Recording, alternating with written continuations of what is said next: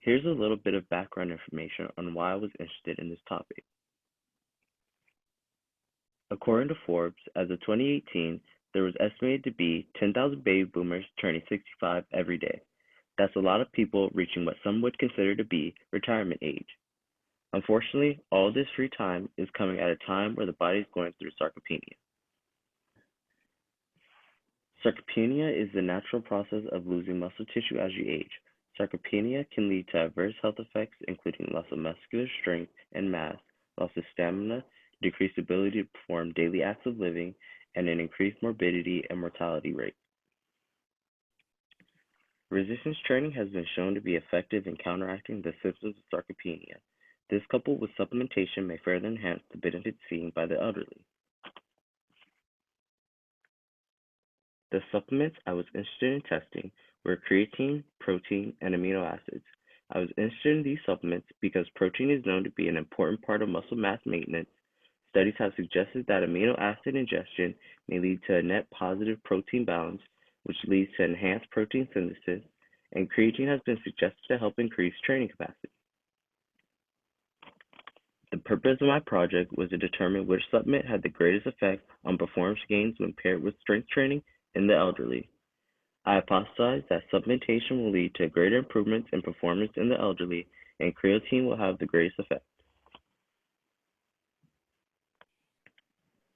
The methods I used for my meta-analysis were: I gathered articles through various scholarly journal databases. On the screen, you can see some of the keywords I used to look for my articles. For a study to be included in my meta-analysis, they had to have elderly individuals performing exercise with or without supplementation. After I gathered my studies, I began to code them in Excel. Here I gathered the author's name, year of publication, outcome measures, the experimental design, age of participants, sex of participants, type of physical activity, length and duration of exercise, type of supplement, timing of supplement, the amount of supplement, and the length and minutes of the exercise. Using the comprehensive meta-analysis software, Cohen's d was calculated for each study. This is the standardized difference in the means. This is the difference between the groups. After finding the Cohen's d for each study, we were able to calculate a single effect size. We used these effect sizes to measure the relationship between our variables. The overall effect of supplements and exercise on physical outcomes was significant. The fixed effects was 0.194 at a p-value of less than 0.001, and the random effect size was 0.368 at a p-value of less than 0.001. This suggests that supplementation with exercise leads to greater increases in physical outcomes in the elderly. To test if there was a genuine difference in the effect sizes rather than just sampling error alone, a heterogeneity test was run. To explain some of the variability, moderated tests were done. Both study design and sample characteristics were identified that could influence the strength of the relationship between exercise and supplementation and used as moderators.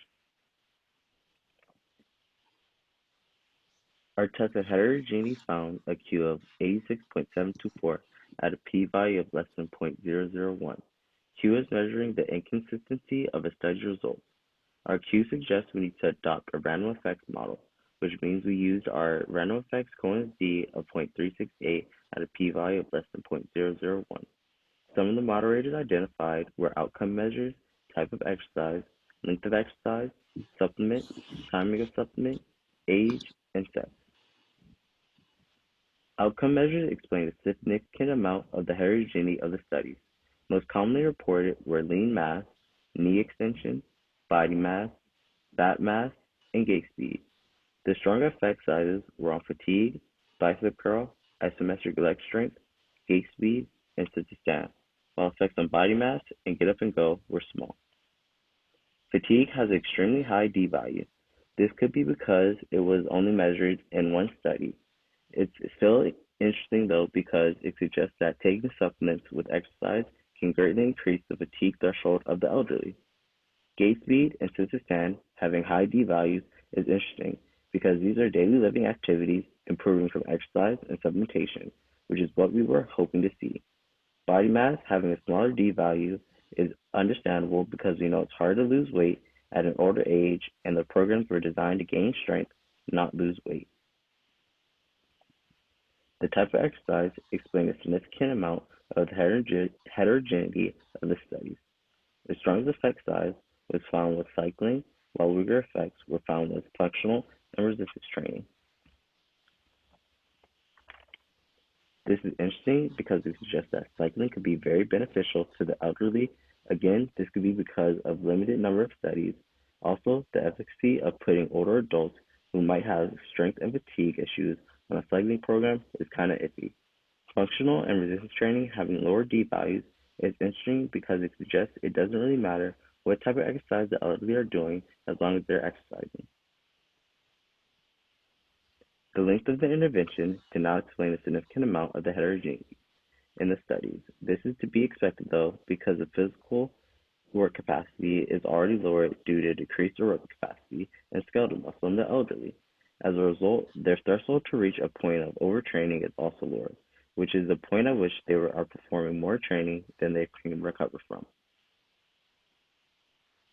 The type of supplement also explains a significant amount of the heterogeneity. The effect of exercise and supplementation was greatest when creatine was used, followed by amino acids, and then protein. This is what I expected because these are similar to what has been shown in studies involving younger participants. The timing of the supplement explained a significant amount of heterogeneity also. The strongest effect was found when supplement was given pre-exercise, followed by pre and post-exercise, and then post-exercise. This is interesting because it could point to creatine being better used by the body when adjusted pre-training.